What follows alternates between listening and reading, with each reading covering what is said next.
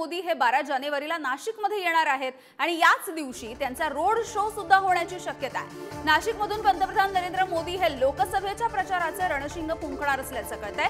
राष्ट्रीय युवा महोत्सवाच्या निमित्ताने 12 जानेवारीला पंतप्रधान नरेंद्र मोदी हे नाशिकमध्ये येणार आहेत। निलगिरी बाग ते मोदी मैदान असा ते रोड शो करणार आहेत आणि यासाठी आता तयारी केली गेली आहे। रोड शोच्या दरम्यान महाराष्ट्रातील कला आणि संस्कृतीचं दर्शन घडवलं जाणार आहे।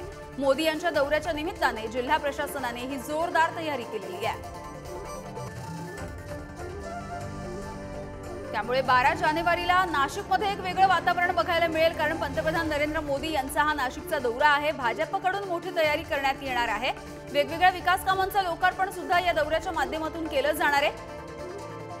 तर या दौऱ्याची आणि या रोड शोची सुद्धा इथे होण्याची शक्यता आहे आणि रोड शो जर असेल किंवा हा दौरा असेल, एकूणच नियोजनाची मोठी तयारी सध्या नाशिकमध्ये सुरू आहे। मैदानाची पाहणी सध्या केली जाते आहे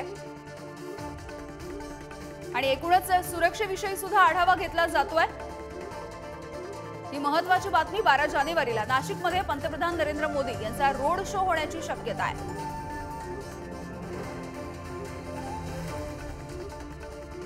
तर याच दिवशी वेगवेगळ्या विकास कामांचं लोकार्पण सुद्धा केलं जाणार आहे। महत्त्वाची अपडेट आहे, कारण लोकसभेच्या प्रचाराचं रणशिंग हे पंतप्रधान नरेंद्र मोदी महाराष्ट्रामधून नाशिकमधून फुंकण्याची शक्यता वर्तवली जाते। राष्ट्रीय युवा महोत्सवाच्या कार्यक्रमाच्या निमित्ताने पंतप्रधान नरेंद्र मोदी हे नाशिकमध्ये 12 जानेवारीला उपस्थित असतील।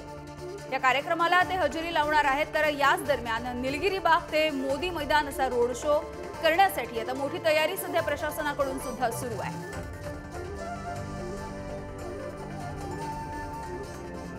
तर या रोड शोच्या दरम्यान महाराष्ट्रामधल्या कला आणि संस्कृतीचं दर्शन सुद्धा घडवलं जाईल।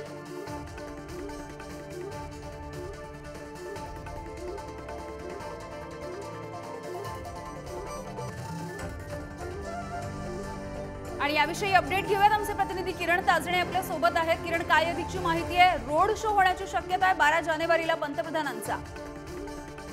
यामिनी, आपल्याला माहिती आहे की 12 जानेवारीला पंतप्रधान नरेंद्र मोदी नाशिकमध्ये येता युवा राष्ट्रीय महोत्सवाच्या कार्यक्रमाला ते उपस्थित असणार आहे। मात्र याच दरम्यान नाशिकमध्ये विविध ठिकाणी पंतप्रधान नरेंद्र मोदी यांच्या भेटी आयोजित करण्याचा प्रयत्न स्थानिक प्रशासनाकडनं आणि अनेक मान्यवरांकडनं केला जातोय आणि त्याच सगळ्या पार्श्वभूमीवर पंतप्रधान नरेंद्र मोदी यांचाही रोड शो करण्याचा प्रयत्न आणि तशा पद्धतीची तयारी आता प्रशासनाच्या माध्यमातून सुरू झालेली आहे।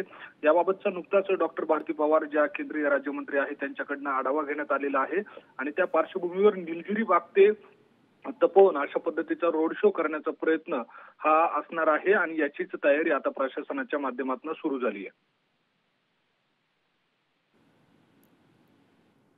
अगदी किरण, खरं तर किरण, आपण बघितलेलं होतं मैदानाची तयारी आणि मैदान नेमकं कुठलं निवडायचं याचं नियोजन केलं जाताना आपण पाहिलं होतं। श्वान पथकं आणली जात होती, सुरक्षेचा आढावा घेतला जात होता। या दृष्टीने नेमकी काय तयारी सुरू आहे?